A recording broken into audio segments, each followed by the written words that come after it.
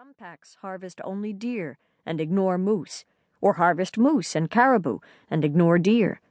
Others take elk, a few take muskoxen. When the Audiobook River pack had a choice, they were wolves of the caribou.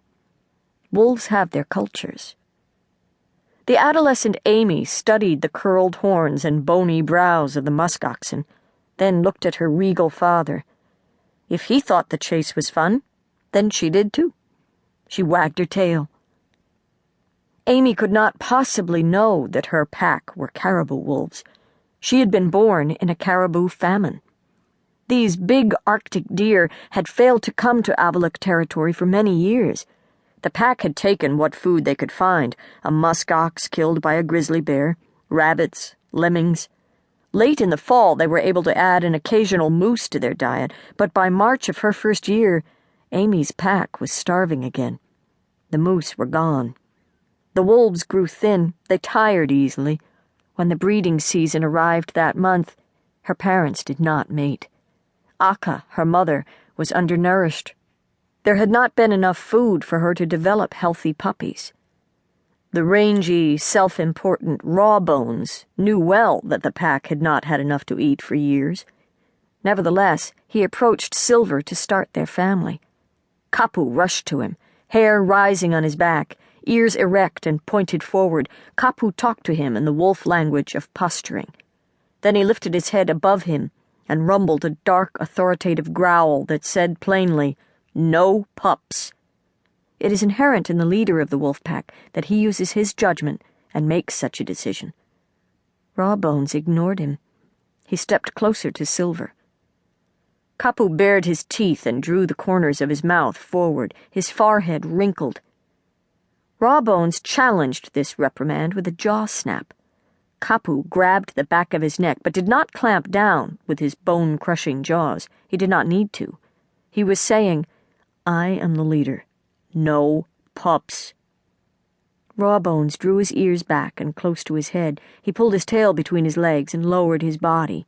This posture said, "You are the leader. I submit to you." Obediently, Rawbones slunk off to the edge of the pack in the manner of a chastised wolf citizen.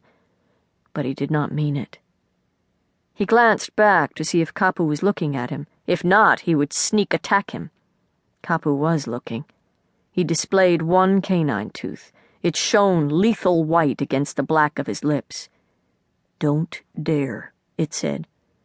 Rawbones lay down. Rumbling sounds of peevishness rolled in his chest. He did not like being dominated, especially by a younger male. Kapu did not completely relax. Rawbones was his rival. He wanted to be leader of the Audiobook, Kapu's pack. He had been alpha male wolf of the Upper Colville River pack for many years. Then the famine struck. One by one, the members of his pack starved to death, until he was the only one left alive. When his new mate, Silver, joined him, they survived on rabbits and other small mammals and waited for the famine to end and the feasting to begin. Feast and famine are the natural rhythm of the Arctic tundra. The caribou eat themselves out of grasses and moss and move to greener lands. The wolves adjust. Many die. The alpha males and females have few or no pups. Then time heals. Without the caribou to crop them, the grasses and mosses spring up in abundance. The caribou return. The wolves feast and have pups again. This has been the rhythm of nature for the past 500,000 years. Rawbones and Silver waited for the cycle to end by sleeping long hours to conserve energy. They were curled tightly, saving body heat, when the Audiobook arrived at the border of their own property across the river. Between Kapu's and Rawbones' territories was a broad corridor into which neither pack would go. It was the no-wolf zone, an area fenced off with howls and scent marks to keep wolf packs from fighting and killing each other. Silver heard a wolf voice beyond the no-wolf zone. She lifted her head. Kapu, her son, was calling, "Come, hunt with us," communicating in the wolf language of song. She jumped up, eager to join him. Relatives can cross the no-wolf zone when invited. She trotted toward the river. Rawbones held back.